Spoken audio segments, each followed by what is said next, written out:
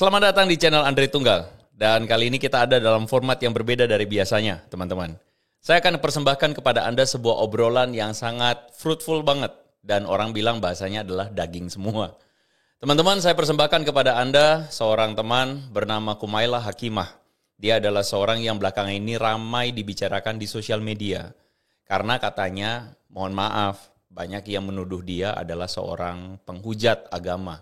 Terutama dalam hal ini adalah penghujat Islam, katanya sih begitu. Bahkan tidak sedikit dari antara orang-orang netizen yang menuduh Kumaila ini, atau yang biasa saya panggil Mela, sebagai seorang misionaris Kristen. Jauh banget bro ya. Nah karena itulah teman-teman, Mela ngobrol sama saya dan dia mengatakan dia bahkan tidak tahu apa itu misionaris, Kristen dan sebagainya.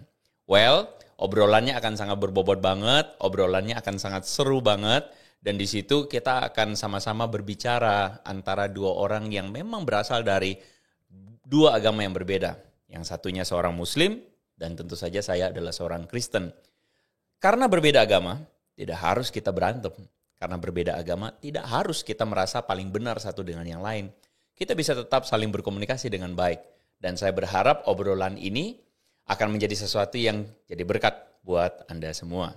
So, cek obrolan kami berdua ini.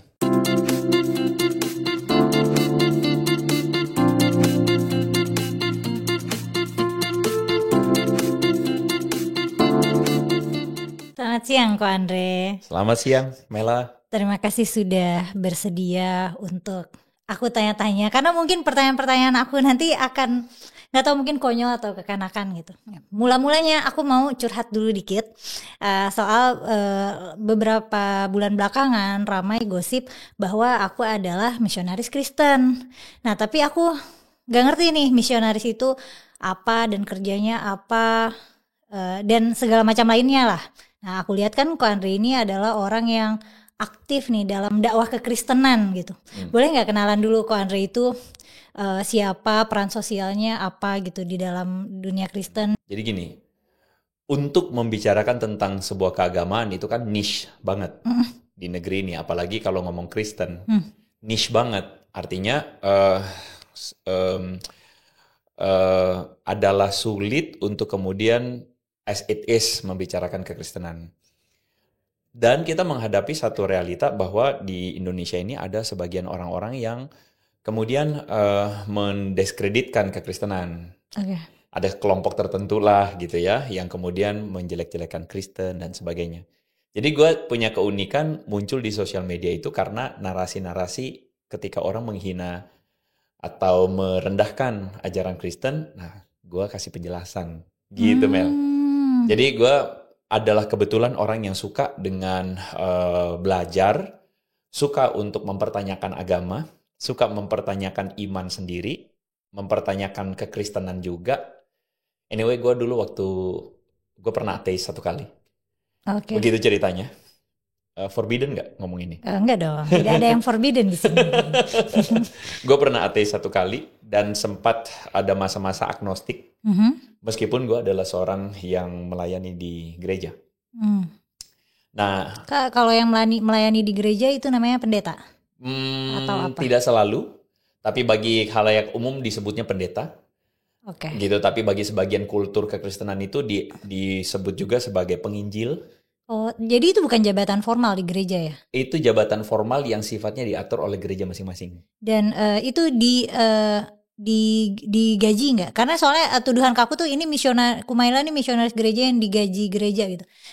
Gereja itu sebagai rumah ibadah dan organisasi, apakah mengatur juga gitu menjamin juga untuk hidupnya para pendakwah? Pada umumnya sebutannya iya. Apa sih kalau bukan kan pendakwah nih kalau orang Islam? Kalau di Kristen sebutannya banyak. Gitu. Hari ini kalau secara umum sebutannya pastor. Oke. Pada zaman ini atau pada waktu di taping sekarang-sekarang ini, pastor namanya. Jadi kan itu sebutan kekinian lah, pastor. Tetapi dalam pastor kultur itu pastor ya? Pastor. Itu sama. Oh. Itu sebenarnya sebutan dari serapan bahasa dari barat. Nah, sebenarnya kata pastor itu sendiri sebenarnya lebih lekat dengan mereka yang jadi kelompok atau pemimpin agama Katolik. Oh, oke. Gitu. Tapi sebenarnya di Kristen beda. ya, ada pembedanya. Tapi anyway itu soal masalah cuman istilah. Namanya pastor. Sekarang orang rame sebutnya pastor, makanya ada PS. Nah itu pastor. Oke. Kalau misalnya pendeta, itu biasanya dalam gereja tertentu, itu harus lewat satu jenjang tertentu baru jadi pendeta. Jenjangnya itu adalah pendidikan? Harus pendidikan itu harus. Terus kemudian kultur gereja tertentu harus ada masa pengabdiannya sekian lama. Berkualifikasi terhadap misalnya berapa lama, kualifikasinya apa, dan sebagainya baru jadi pendeta. Oke. Gue berasal dari kultur kayak gitu. Kalau kultur yang lain itu, ada yang langsung otomatis pendeta ketika lulus sekolah teologi. Kalau gue bukan dari kultur yang pasti jadi pendeta. Gue berasal dari kultur yang memang harus melalui jenjang yang cukup lumayan sulit ya untuk kemudian jadi pendeta. Jadi kalau misalnya dalam kultur kekristenan boleh nggak sih kita ceramah tanpa punya kualifikasi pendidikan teologi? Bisa nggak? Pada kultur kekristenan tertentu bisa. Oke. Karena gini, Kristen itu mesti dianggap sebagai agama. Hari ini mungkin orang ngertinya gitu. Tetapi mungkin sama seperti agama lainnya, kayak ada kelompok-kelompok tertentu yang punya preferensi tertentu ya. Nah pada budaya populer Kristen, hari ini agak longgar. Jadi ada sebagian orang yang tanpa pendidikan formal atau pendidikan yang cukup baik itu udah bisa dianggap pastor. Padahal belum tentu juga. Sedangkan kalau Ko Andre berarti yang mengikuti pendidikan teologi secara formal gitu. Kurang lebih. Terus punya peran nggak di gereja? Maksudnya punya peran formal nggak di gereja? Dulu ya? Karena sekarang gue udah tidak terafiliasi dengan satu gereja tertentu. Karena panggilan pribadi merasa bahwa mampu untuk melihat bahwa gereja itu bukan soal label institusi. Tapi gereja itu adalah soal umat ya, soal umat Kristen. Dan gereja itu dalam kekristenan kita percaya gereja itu adalah individunya, bukan institusinya. Oke. Jadi gereja itu bukan cuma tempat ibadah, Mel. Kalau dalam agama lain kan tempat ibadah, masjid misalnya, atau pura misalnya. Tapi kalau gereja itu kita punya arti bukan cuma tempat ibadah, tapi juga individunya. Kita ini gereja, aku gereja. Oke. Maksudnya aku tuh tempat di mana roh Tuhan itu berdiam di dalam aku. Oke. Jadi aku nih punya bait suci gitu. Itu teologis ya, makna teologis bukan literal. Berarti Dan aku sudah tidak lagi terikat pada satu gereja karena aku percaya bahwa kita sekarang ada dalam aku percaya melihat bahwa gereja itu tidak pada institusi lagi, tidak lagi terikat pada dinding-dinding institusi. Gitu kira-kira. Berarti Ko Andre ini kurang lebih adalah pastor independen, gitu nggak? Bisa dibilang gitu. Oke. Karena memang kan yang gue kerjain selama ini sosial media juga salah satunya. Dan memang gue kalau mau melanjutkan narasi tadi, jadi banyak orang yang mengerti kekristenan secara keliru. Nah, gue memberikan pengertian itu. Karena gue bertanya selalu dari kecil, dari SMP suka bertanya berulang-ulang tentang kenapa sih percaya Tuhan Yesus, kenapa sih percaya bahwa dosa bisa ditebus, kenapa sih begini dan begitu, kenapa sih Tuhan udah tahu manusia bakal berdosa, kenapa diciptain? Misal contoh gitu. Pertanyaan-pertanyaan begitu. Ya udah kalau gitu kan berarti Ko Andre adalah orang yang tepat untuk aku bertanya tutorial menjadi misionaris itu gimana? Anyway, kita sempat ngobrol dulu teman-teman sebelum ini taping, dan kemudian gue juga termasuk yang mengamati karena ikutin juga konten Forbidden Question juga.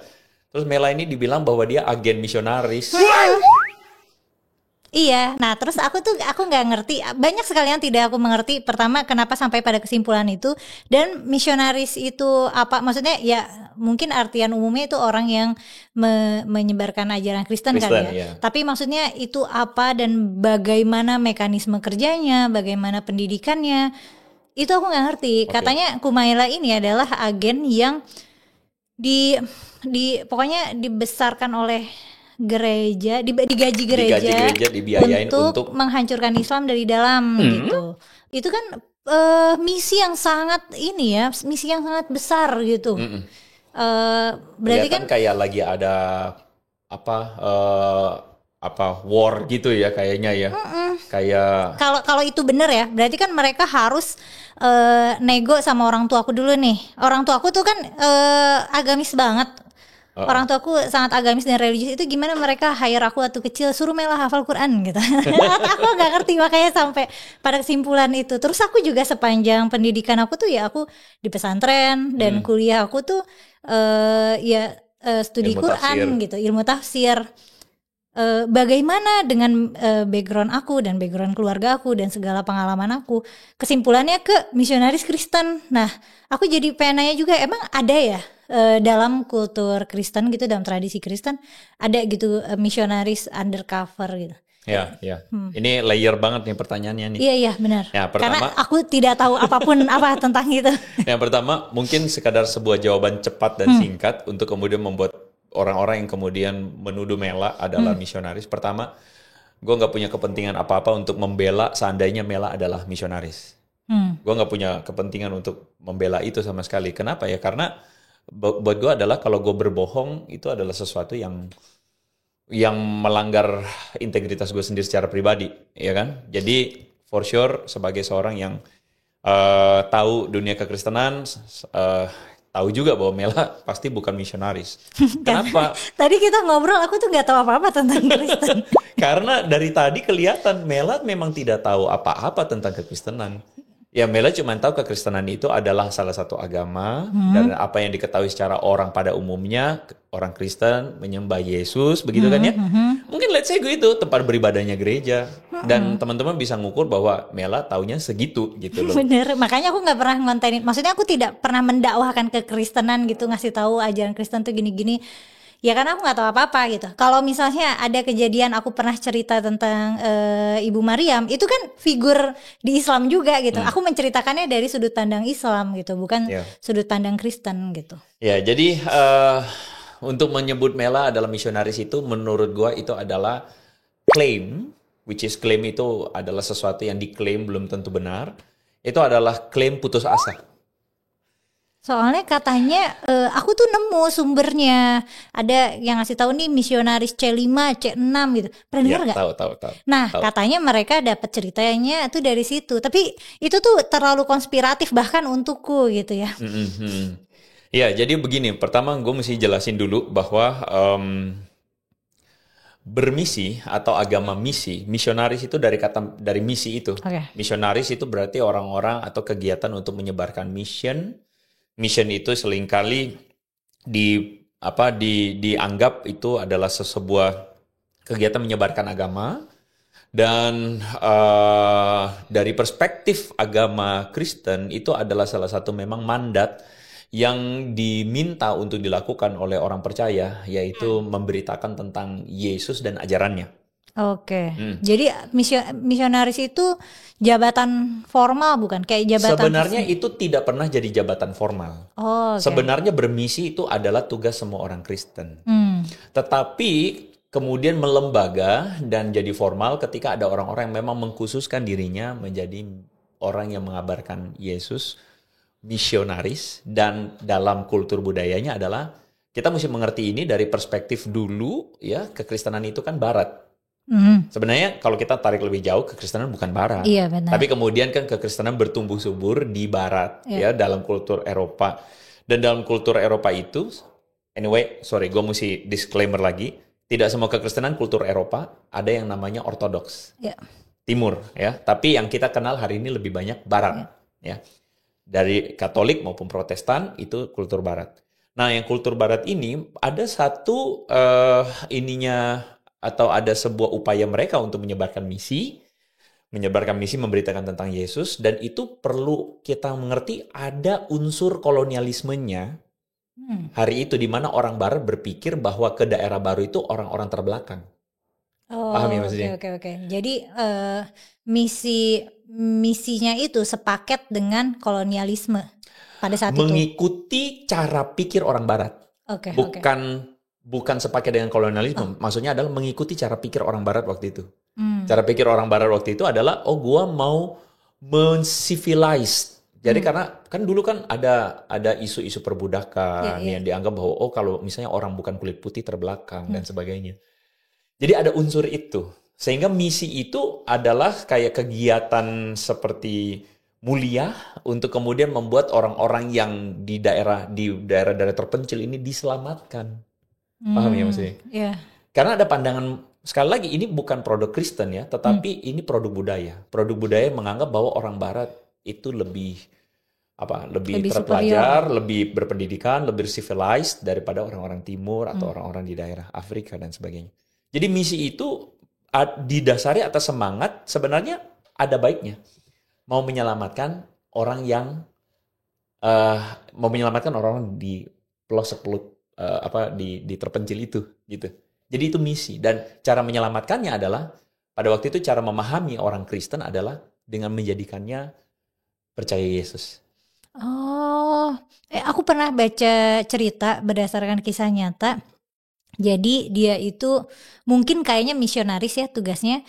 Dia dikirim ke Korea Utara.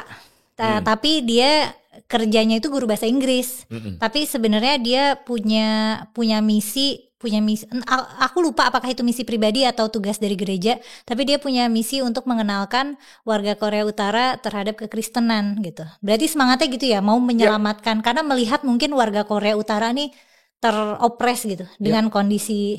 China, Korea Utara, bahkan Papua misalnya, itu kan banyak pelayanan misi masuk. Jadi kita tidak boleh memandang misi itu hanya sekadar mengubah orang jadi beragama, tapi lebih daripada itu membuat orang itu ada harapan untuk membuat orang itu tercivilized. Jadi yang tadinya merasa budayanya terbelakang jadi lebih baik. Nah, jadi misi itu seringkali berbarengan dengan upaya-upaya charity. Upaya-upaya untuk kesehatan, pendidikan dan sebagainya. Jadi itu perspektif misinya tuh begitu. Tapi itu yang suka dibilang ini bukan sih kayak misi kristenisasi. Nah, itu lain lagi. Jadi misi kristenisasi itu adalah orang kan bilang kristenisasi. Itu kan dua kata, kristenisasi. Jadi upaya terstruktur, upaya untuk kemudian membuat orang beragama Kristen. Kata kristenisasi sendiri menurut gue itu sangat multifaset ya. Multifaset itu dalam arti bisa dipandang sebagai positif, tapi bisa dipandang sebagai negatif bagi mereka yang merasa bahwa gue udah punya agama kok. Jangan lu paksa gue ganti agama dong. Jangan lu paksa gue untuk berubah agama dong. Nah itu. Jadi pandangannya tuh jadi negatif, dan memang akhir-akhir ini pengertiannya jadi peyoratif ya. Jadi buruk sekali. Padahal sebenarnya kalau mau kita bilang pada semua agama yang lain juga bisa dikenakan. Sorry, pada konteks misalnya Indonesia kan majority adalah orang Muslim, Islam. Juga ada proses islamisasi. Iya, aku bisa mengkonfirmasi itu. Aku tahu kok yayasan yang misalnya membantu misalnya bencana atau di daerah konflik atau di daerah timur, lalu mereka menyelamatkan misalnya anak-anak yang orang tuanya jadi korban.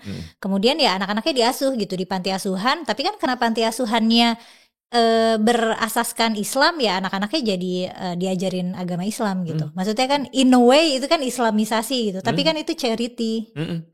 Makanya tergantung mau melihatnya bagaimana. Kalau melihatnya dengan semangat permusuhan, jadilah itu adalah islamisasi dalam konotasi yang sangat buruk. Tetapi kalau melihatnya dalam perspektif ya wajar dong, karena ini adalah charity dan kemudian anak-anak tersebut dibesarkan dalam nilai-nilai Islam. Kan sebenarnya tidak harus dilihatnya buruk. Iya, karena pendidik-pendidik di sana juga backgroundnya Islam gitu. Betul. Mereka tidak bisa mengajarkan korban, anak-anak yang merupakan korban entah bencana atau konflik itu dengan pendidikan agama asli mereka, misalnya Kristen, karena ya para pengurusnya di sana Islam semua gitu.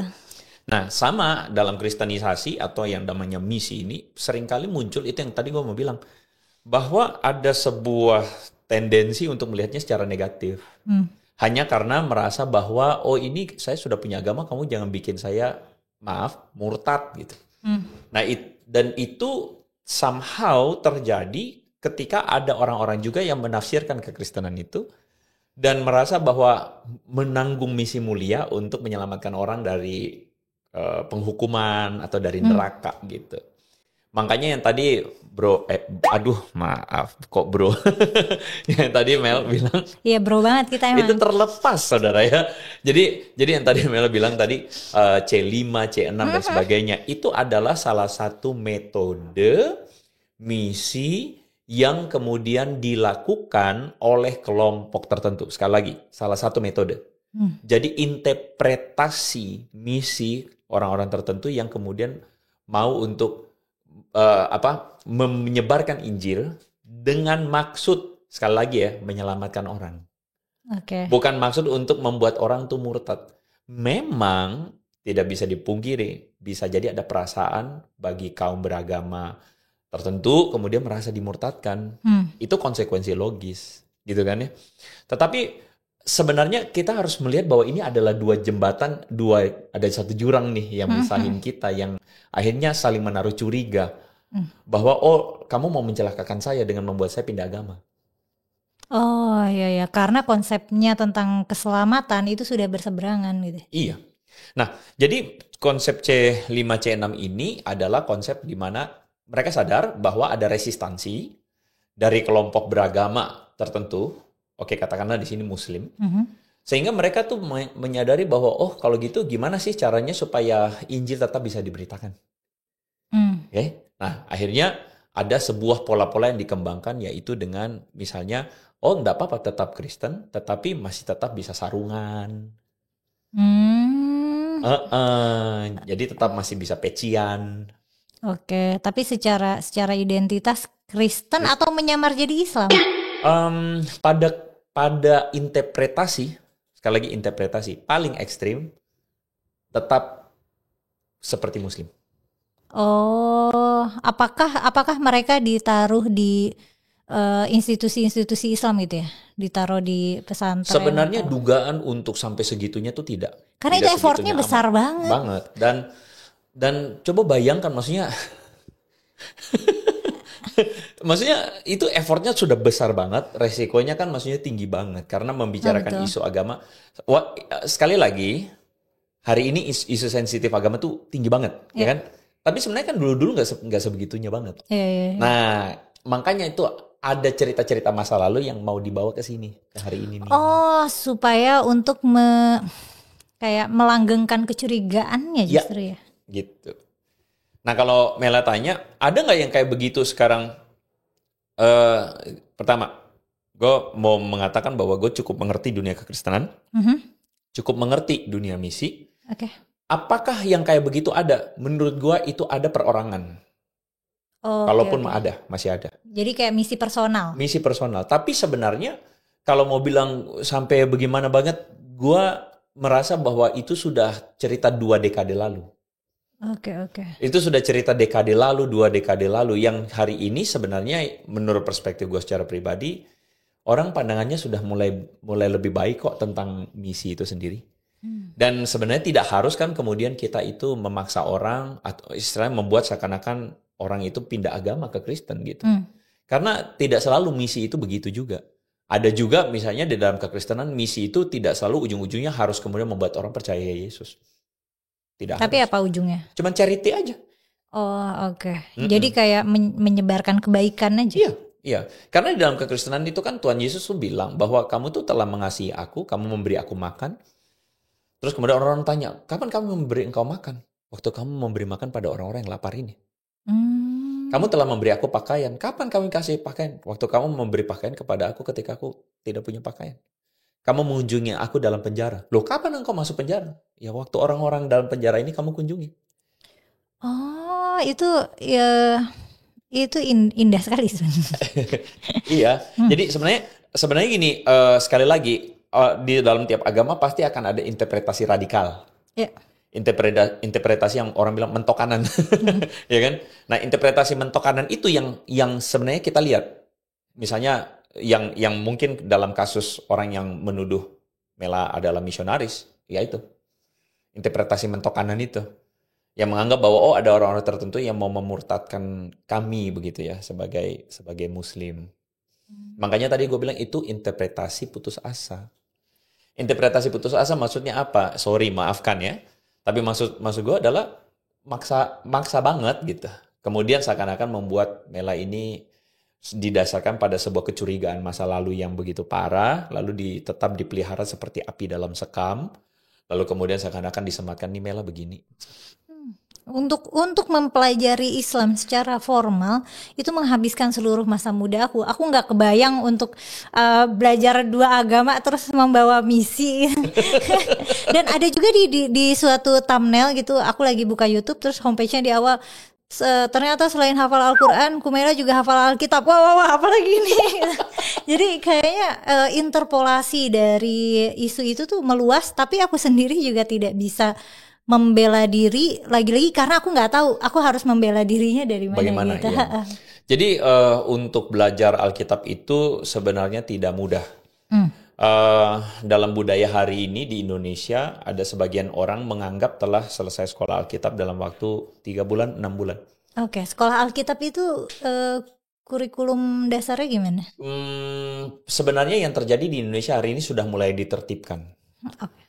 Yang gue tahu ditertibkan bukan pada dinas tapi pendidikan agama, ya dinas agama. Tapi sebenarnya hari ini sekolah-sekolah Alkitab itu semuanya punya kiblat masing-masing. Kalau misalnya sekolah yang gue hadirin itu kiblatnya itu lebih kepada teologi reform yang lebih struktural, lebih. Jadi masa studi gue aja itu harus 4,5 tahun masa studi gue. Jadi itu lama sekali karena kita mesti belajar bahasa Ibrani, belajar bahasa Yunani, belajarnya banyak, gak semudah itu. Iya, gitu. repot dan lama. Aku juga kan belajar Islam, Arab. Aku harus belajar bahasa Arab orang zaman dulu. Betul. Bukan bahasa Arab modern. Jadi Arab sekarang kan belum tentu, bahkan gua dengar ini tolong koreksi, orang Arab sekarang kalau baca Quran belum tentu Belum ngerti. tentu paham. Karena memang kan ada bahasa berkembang. Sama kayak kita pun belajar bahasa Yunani koine. Yunani pada teks aslinya Alkitab gitu yang kita pelajari. Itu baru dari segi bahasa, belum pada segi historikanya, belum pada segi biblikanya, eksegesisnya. Eksegesis itu kita mengerti makna teksnya. Itu eksegesis. Jadi kita mengeluarkan isi makna teks dari apa yang kita baca di teks. Jadi Alkitab itu pada bagian tertentu tidak bisa kita baca as it is secara literal. Yeah. Tetapi harus kita baca, mengerti konteksnya, mengerti makna kata, gramatikanya, dan sebagainya. Makanya adalah sulit ya kalau kemudian mengatakan seakan-akan Mela ini misionaris. Iya, aku gak sepintar itu. Dan aku tidak, maksudnya itu kan lagi-lagi selain butuh cognitive load yang tinggi dan juga lebar gitu. Maksudnya butuh pintar banget dan banyak yang harus pelajari jadinya lama gitu. Iya, dari segi waktu iya lama dan mungkin kan teman-teman bisa lihat track ini kayaknya dengar-dengar kan Mela sendiri ngaku nih. Lu sendiri ngaku bahwa bisa dicek Kumaila Hakimah. Betul, itu bukan nama samaran. Iya, ini bukan nama samaran. Kumaila Hakimah itu nama lahir aku beneran. Jadi sangat mudah untuk dicek gitu. Iya. Dan memang Mela tidak pernah maksudnya studi lembaga kekristenan dan sebagainya kan. Orang pertama yang orang Kristen serius, ini apa sih aku sebutannya? Orang Kristen serius yang pernah aku temui pertama itu Ko Andre. Serius? Maksudnya tuh orang yang bener yang pastor. Oh, oke. Sebelumnya paling kayak di tongkrongan komunitas hobi dan kita nggak pernah ngomongin agama gitu. Ya, jadi dan juga teman-teman juga mesti melihat bahwa apa yang Mela lakukan, yang ini menurut pandangan gue sebagai orang Kristen ya, sama sekali tidak ada unsur Kristen-Kristennya kok. Maksudnya tidak ada unsur untuk kemudian memberitakan tentang Yesus atau let's say Isa begitu ya. Bukan juga. Jadi memang kan gue cukup percaya bahwa Mela paham cukup hatam ya soal Quran dan ilmu tafsir. Kelihatan ada bukan cuma tahu hafal doang tapi lebih daripada itu Mela cukup ngerti banyak hal. Jadi kredibilitasnya tidak pada orang Kristen, agen Kristen yang mau mengobok-obok ajaran orang sih, enggak gitu. Benar-benar. Tapi tadi berarti kayaknya orang yang menuduh aku misionaris ini juga kayaknya mereka tidak mengerti misionaris itu apa gitu kayaknya ya. Ya mereka paling kebanyakan akan dengar dari cerita orang. Dengar dari cerita bahwa ada gini. Sekali lagi ya. Ada satu hal yang mungkin gue perlu tambahkan. Bahwa dalam kekristenan itu sendiri kan ada berbagai kultur ya. Seperti misalnya, kalau salah lagi. Misalnya Islam itu ada Wahabi, Iya, ada iya. Salafi, ada apa. Itu kan pendekatan interpretasi. Hmm. Kalau bahkan dalam Islam ada, sorry kalau misalnya salah melabelkannya Islam, Ahmadiyah, Oke. ya, lalu kemudian dari antara ini pun ada Sunni, ada Syiah, Ya. gitu kan. Nah, kekristenan pun itu punya warna-warna yang berbeda. Termasuk salah satunya ajaran-ajaran tertentu, misalnya saksi Yehova. Iya. Gua sendiri berpendapat bahwa saksi Yehova itu bukan Kristen. Karena dia tidak percaya kepada Yesus Kristus, karena arti Kristen itu kan pengikut Kristus. Tetapi dia tidak percaya Yesus Kristus sebagai Tuhan, dan dia melihat Yesus Kristus itu sebagai ciptaan dan sebagainya. Nah, ada kelompok-kelompok tertentu ini yang sangat radikal. Jadi mereka itu menyebarkan agama dengan turun ke daerah-daerah. Bahkan mereka didoktrinasi bahwa mereka berhutang kepada Tuhan, hutang keselamatan, dan cara menebus hutangnya itu adalah dengan cari member baru. Oh, oke, Gitu. oke. Gitu. Jadi militan gayanya itu turun ke lapangan, ketok pintu orang, dan kemudian menawarkan untuk kemudian, ya itulah, dan itu dipahami. Jadi gue bisa ngerti juga ada satu perasaan tidak senang ya dari kaum muslim untuk kok gini banget gitu ya, gitu. Nah, jadi mereka ini militan menawarkan ke orang-orang, bahkan mereka bukan cuma target muslim, Kristen juga dibegitukan sama mereka. Oh, karena Kristen itu beda sama mereka. Mereka menganggap Kristen itu sesat. Iya, iya. Dan saksi Yehova ini ya masing-masing berhak mengklaim lah mereka paling benar kan. Tetapi yang gue kritisi bukan, karena gue rasa bukan pada forumnya kita membuktikan mana benar mana salah di forum ini, tapi yang gue kritisi adalah gayanya yang kemudian membuat orang tidak suka. Nah, kadang-kadang ada dari mereka itu yang kemudian di terminal, di tempat umum mereka pasang spanduk. Lalu kemudian mereka bagi-bagi brosur gitu. Brosurnya isinya apa? Pajakan untuk masuk saksi Yehova. Oh, Dan oke. dan saya, kalau menurut gua saksi Yehova ini, sayangnya saksi Yehova ini masuk dalam payung Kristen di Indonesia. Padahal Kristen sendiri kan tidak menerima itu. Gitu. Berarti tadi ketika aku bertanya minta tutorial jadi misionaris dong gitu. Sebenarnya tidak ada tutorial terstruktur ya. Bisa aja itu misi pribadi dan caranya Ada nah kayak misalnya contoh saksi Yehova ini, mereka memang mengajarkan orang untuk misi. Dilatih benar-benar, oke, bahkan oke. ada buku pertanyaannya. Jadi kalau misalnya tanya apa, gimana cara jawabnya, lewatin gimana, cara masuknya gimana gitu. Oh, jadi bermisi itu sudah inheren di dalam doktrin agamanya gitu ya? Dia dalam praksis agamanya. Kalau hari ini secara umum kekristenan yang kita lihat pada dasarnya, gue berani bilang bahwa kekristenan tidak lagi melihat misi sedangkal itu. Oke. Yang tadi misi itu kita lihat secara luas. Kita melihat bahwa kekristenan itu dipanggil untuk kemudian mewartakan tentang kebaikan Tuhan, ya, tentang Kristus dalam bentuk menjawab kebutuhan orang hari ini. Kebutuhan orang yang ada dalam penderitaan karena bencana dan sebagainya. Itu kan misi-misi Kristen yang masuk.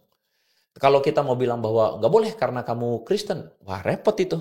Misalnya waktu tsunami Aceh, itu misi Kristen masuk luar biasa banyak.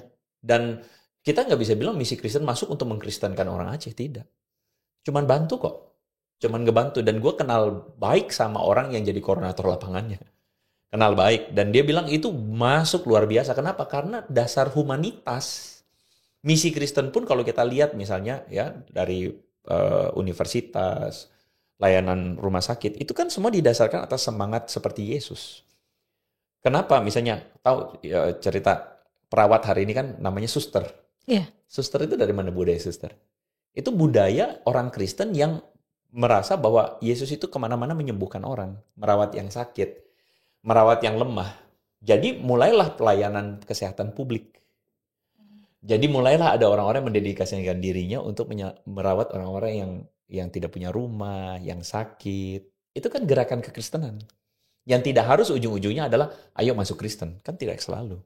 Jadi kalau program gereja ini kan tampaknya secara manajemen tuh kayak lebih rapih daripada masjid ya. Maksudnya menurut pantauanku gitu. Nggak mantau gereja juga sih. Kayak maksudnya aku nggak pernah lihat kayak orang gereja minta sumbangan di jalan atau semacam itu. Jadi aku berasumsi bahwa gereja tuh punya sistem keuangan yang oke, yang sustainable. Nah, apakah program-program di gereja itu memang kebanyakan punya program tahunan humanity gitu untuk kemanusiaan atau sosial Ya, gitu? umumnya begitu. Umumnya gereja itu akan punya pos budget untuk diakonia namanya, pelayanan sosial. Nah, biasanya pelayanan sosial itu disertain sama misi gitu, dianggap misi. Jadi itu adalah bentuk kontribusi gereja kepada lingkungan, kepada dunia, kepada orang-orang yang sedang kesusahan, kepada orang-orang yang lagi butuh bantuan gitu. Jadi memang gereja selalu punya pos itu, selalu punya alokasi itu. Tapi kalau misalnya ada gereja yang menyediakan ini gratis takjil atau gratis makan makanan buka puasa, itu ini enggak misi bukan? Maksudnya itu kristenisasi bukan? Enggak dong, sama sekali. Boleh bilang kristenisasi kalau bagi takjil kemudian syaratnya masuk Kristen. Syarat masuk Kristen apa sih? Susahnya gini ya, banyak orang itu kemudian menjadikan jadi gini. Oke, gue berusaha untuk ngomong apa adanya tapi tetap ini. Jadi gini, ada orang tertentu atau kelompok tertentu yang sama ya dalam seluruh agama itu menafsirkannya dangkal. Jadi ada orang-orang tertentu tuh yang menafsirkannya dangkal bahwa seakan-akan oh ini kita mau mengkristenkan orang. Gimana caranya? Ya misalnya ada satu momen tuh, ada satu kali lomba lari. Ini don't try this at home, ini lucu banget. Lomba lari, lalu kemudian ada panitia-panitianya tuh di garis finish, mereka semprotin air. Ceritanya bagi mereka ini dibaptis. Oke. Ini bercanda atau beneran? Beneran.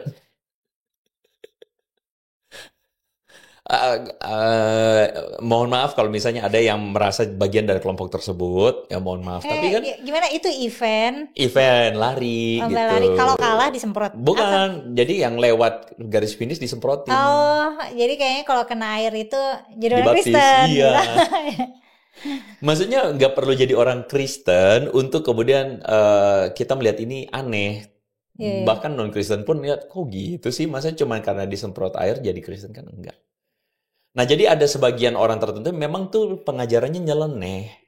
Dan bagi mereka itu sayangnya yang kayak begini-begini dianggap sebagai proof atau bukti bahwa tuh kan Orang penginjilan Kristen kristenisasi kan gitu kan. Ya gimana kok Andre, ada orang Kristen yang aneh. Emang pada kenyataannya dimanapun itu kan bakal ada kan gitu. Dan buat gue sih maksudnya gini, itu yang jadi beban gue juga, bahwa gue merasa bahwa janganlah jadikan kekristenan tuh begitu gitu. Karena mengikut Yesus itu bukan bicara soal kamu dibaptis atau tidak. Mengikut Yesus itu bukan juga bicara soal kamu ganti agama gitu ya. Meskipun kalau menurut gue ya memang kalau mau mengikut Yesus ya dalam hal ini engkau harus mengatakan aku Kristen gitu. Aku pengikut Yesus. Caranya gitu? Bukan cara, tapi poinnya itu adalah kita percaya dalam kekristenan itu ada yang namanya lahir baru. Lahir baru itu adalah sebuah istilah yang disematkan kepada orang yang kemudian dalam teologisnya nih ya, dikuburkan bersama dengan Yesus dan dibangkitkan bersama Yesus. Dikuburkan itu apa? Kan peristiwa kematian Yesus dan peristiwa kebangkitan Yesus. Paulus membuat atau membuat peristiwa itu punya makna rohani. Kita mati bagi dosa dan kita bangkit dalam hidup yang baru. Jadi hidup baru itu pertobatan. Pertobatan. Dan kita orang Kristen percaya bahwa pertobatan itu tidak akan mampu kita hidupi tanpa Yesus. Lu boleh tobat, tapi lu tobat itu bisa jadi cuma di kulit luar. Gue tobat untuk misalnya apa? Gue tobat misalnya nonton porno misalnya. Gue tobat selingkuh misalnya. Tapi di belakang masih suka pikiran jorok. Oke. Di belakang masih berpikir, kalau gini dosa nggak ya? Kalau gini dosa nggak ya? tapi bolehlah gitu. Itu artinya lu belum tobat. Karena itu bukan pertobatan. Pertobatan itu dari dalam, bukan dari luar. Nah, pertobatan ini jangan disamakan seperti orang yang kemudian hidupnya yang tadinya rusak banget jadi agamis. Yeah. Itu bukan pertobatan bagi orang Kristen. Hmm. Pertobatan itu bukan diukur dari hal yang kelihatan di luar, tapi terjadi dari dalam. Dan terjadi dari Dan dalam sampai itu, pada level pikiran gitu. betul. Terjadi dari dalam itu adalah ketika saya memutuskan ikut Yesus. Jadi ketika pikiran, apakah orang Kristen masih bisa pikiran kotor? Masih. Tapi ketika dia pikiran kotor, dia tidak nyaman. Salah nih, ini gak benar. Gue mesti mengikut Yesus. Itu pertobatan. Nah jadi menjadi Kristen, gue percaya itu adalah keputusan pribadi seseorang untuk mengikut Tuhan Yesus. Dan itu sifatnya itu terjadi dari dalam. Jadi bukan pada disemprotin air baptis. Tapi kalau misalnya aku deh, kok aku pengen masuk Kristen gitu. Gimana caranya? Misalnya aku nanya. Kalau gue, beberapa orang sudah tanya gue begitu. Gue bilang jangan. Kenapa jangan? Oh, jangan cepet-cepet. Belajar dulu. Karena gue punya sebuah keyakinan. Tapi sebenarnya nggak belajar dulu juga nggak apa-apa ya? Sebaiknya jangan. Tapi kok Anda tidak menyarankan gitu? Iya. Karena menurut gue, maksudnya gini, resiko untuk mengikut Yesus itu besar resikonya. Resikonya adalah kalau kamu berasal dari agama lain, kamu akan ngalamin konsekuensi berat. Dan beda kan sama gak baik tuh. Benar-benar beda kalau kasusnya sama kalau dari Kristen ke Islam jadi selebriti. Saya tidak tahu, ya saya tidak komen ya. Konsekuensinya berat. Nah kalau misalnya kamu tidak siap menanggung konsekuensi yang berat itu mending jangan. Bahkan Yesus tidak pernah maksa orang mengikuti dia. Satu kali ada seorang kaya yang datang kepada dia lalu bilang, "Guru, apa yang mesti kulakukan untuk memperoleh hidup kekal?" Yesus bilang, "Lakukan, jangan membunuh, jangan berzina, jangan mencuri, jangan mentransaksi dusta." Lalu kemudian dia mengatakan, "Semua sudah. Gue udah lakuin tuh." Karena itu pada umumnya guru-guru Taurat mengajarkan begitu. Tapi Yesus bilang ada satu yang kurang. Apa itu? Jual segala milikmu, bagikan kepada orang miskin, ikutlah aku. Radikal banget ya. Iya. Maksudnya kita dengernya tuh kayak, radikal banget.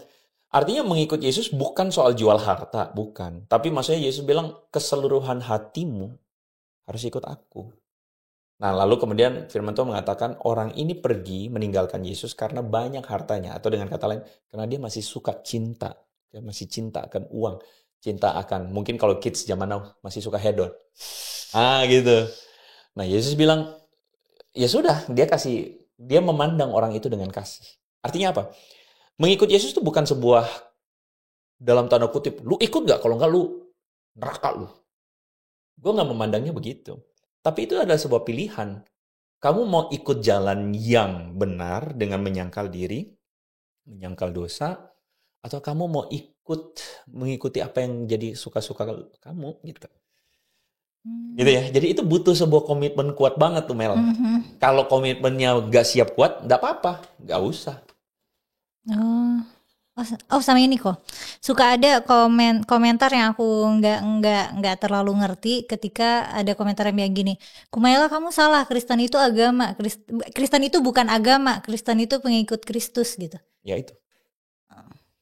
Jadi gini, gue percaya bahwa istilah agama mungkin perlu diakui meskipun kata agama itu dari Sanskerta agama, tidak kacau. Tapi sebenarnya muatan Islamik itu kuat sekali dalam kata agama itu. Koreksi kalau salah. Jadi definisi tentang agama, din itu kan definisinya Islam. Tidak ada agama yang lain atau tidak ada din yang lain begitu. Oke. Begitu ya, di sisi Allah selain Islam. Betul begitu nggak? Iya. Kurang lebih ya. Iya. Nah, kekristenan tidak menstruktur menjadi agama dalam definisi itu. Kekristenan yang asali itu adalah ketika orang memutuskan mengikut Tuhan Yesus. Dan kumpulan orang-orang itu yang kemudian kita kenal sebagai gereja. Gereja yang melembaga, yang menginstitusi, yang punya doktrin atau pengajaran-pengajaran yang mereka jadikan sebuah penekanan. Tapi sebenarnya yang mempersatukan semua gereja itu adalah Kristus itu sendiri. Makanya orang-orang yang kayak gue itu adalah orang-orang yang mencoba untuk kembali kepada apa yang esensi. Karena seringkali dalam gereja pun kadang-kadang ada pertentangan gitu loh Mel. Ada yang berselisih paham gara-gara faktor kultur misalnya. Soal musik misalnya, pernah dengar atau enggak? Musik yang satu yang satu musiknya tenang, yang satu lebih rame. Nah, begitu kadang-kadang bertengkar karena hal-hal yang menurut gue sih tidak esensi. Gitu. Jadi guys, yang ku pelajari hari ini tutorial menjadi misionaris. Teman-teman yang mau masuk Kristen, tahan dulu, belajar dulu gitu ya. Ceritain hasil belajar tutorial jadi misionaris. Tapi sorry, tapi omongan gue ini bisa jadi nanti ada orang Kristen gak suka kan? Karena kan gini, di mana-mana agama tuh ada orang yang gak boleh dong, kita mesti lebih banyak dong, cepet-cepetan kumpul member lebih banyak. Oh iya, iya, iya benar, kayak perekrutan member. Agama gue jadi benar kalau membernya jadi banyak. Padahal agama Anda benar atau tidak itu tidak tergantung pada member Anda banyak atau tidak. Benar. Jadi gimana? Ya udah aku ganti pesan. Ayo berbondong-bondong ya. Jadi maksudnya nanti ada orang pasti bilang, kok aduh, enggak, gue sangat yakin bahwa maksudnya bahkan even lu nggak perlu gue ada orang yang setuju bahwa di KTP nggak perlu tuh ada kolom agama-agamaan. Oh iya, kenapa? Karena gue merasa bahwa itu adalah hal yang personal ya, nggak perlu kemudian menjadi atau mengidentifikasi orang seakan-akan terkelompok-kelompok atas agama-agama itu sendiri gitu loh. Gue rasa kekristenan itu punya artikulasi, menurut gue ya, artikulasi yang baik untuk kemudian tidak perlu untuk memaksakan orang untuk jadi Kristen. Karena that's not the purpose. Purpose-nya itu adalah bagaimana membuat ajaran dari Kristus Yesus itu menjadi sesuatu yang real di dunia, bermanfaat bagi orang, membuat orang kemudian yang kita percaya adalah supaya semua orang melihat perbuatanmu yang baik dan memuliakan Bapa di sorga. Jadi responnya bukan kita paksa orang memuliakan Bapa di sorga. Tapi membuat orang tuh dengan kesadarannya sendiri, iya ya, ada hal yang baik, ada hal yang indah, dan mereka bisa melihat Bapa di sorga. Gitu sih. Berarti ini, oh ya kan sebelumnya aku ngasih thumbnail ini nih, Kumaila ternyata misionaris, terus di thumbnailnya ada kayak perempuan-perempuan berkerudung putih, baris-baris kerudung putih panjang, terus ada yang dibulatin merah gitu. Itu pendidikan misionaris tuh kayak gitu? Enggak, sama sekali enggak. Itu mah cuman crop. Kalau dugaan gue ya, gue belum lihat lebih teliti, tapi dugaan gue secara baju atau busana itu adalah suster-suster. Jadi mereka dari Katolik ya, yang kemudian mereka itu mungkin kalau tahu Mother Teresa, bajunya mirip tuh. Jadi mereka itu ada kan di dalam kultur budaya Kristen Katolik itu ada orang-orang yang mengkhususkan diri jadi biarawati, perempuan karena biarawati perempuan yang kemudian mengkhususkan diri menyucikan diri untuk melayani Tuhan, dan mereka menjadi suster biarawati ya bajunya kayak gitu. Gitu. Kalau mau ngomong mereka misionaris, nah sekarang pertanyaan kita gini lagi, Mother Teresa nih di India, dia mengkristenkan orang-orang yang sakit itu nggak? Anak-anak kecil itu dikristenkan nggak? Enggak kan? Enggak. Tapi kalau di kultur Katolik juga ada misi? Ada. Tapi gereja makin ke belakang, menurut gue makin dewasa. Makin dewasa untuk melihat bahwa ini bukan soal banyak-banyakan cari pendukung. Nah, kalau menurut gue sih itu mentalitas inferior ya. Maaf kan kalau nggak enak didengarnya, tapi mentalitas inferior. Mentalitas preman juga bisa jadi. Preman ya. Harus banyak pengikutnya. Jadi mentalitas teropresi itu adalah kayak seakan-akan butuh banget untuk kemudian diakui dengan banyak-banyakan member gitu. Dan iya sayang aja sih, maksudnya kalau orang hari ini beragama masih kayak gitu, menurut gue itu tidak elok. Mental pelajar tawuran. dan sayangnya sekarang itu orang sekarang begini nih Mel. Jadi kalau lu kasih gue masukan, lu nggak sepakat sama gue, berarti lu musuh gue nih gitu. Iya, padahal kan nggak harus gitu ya. Iya, kan berteman misalnya kalau teman kita misalnya punya pacarnya misalnya berandalan, kita bilang lu bener lu mau sama, kan bukan berarti kita benci teman kita, tapi kita justru mau yang baik. Kita misalnya ingetin, lu bisa lihat gak sih yang kayak gini? Iya betul. Terima kasih Ko Andre sudah Makasih. menjelaskan banyak hal untukku yang tidak punya hazanah, tidak punya wawasan kekristenan hampir sama sekali ini. Justru ini baik karena kita bisa saling belajar gitu. Jadi kita bisa saling tukar info. Ada hal-hal yang sebenarnya gue juga belajar dari Forbidden Question, Terima kasih to be banyak honest. Ko Andre. Dan thank you Mela udah berani come out dengan berbagai macam kekritisanmu. Terima kasih, makasih banyak juga teman-teman yang udah nonton sampai selesai. Sampai ketemu lagi.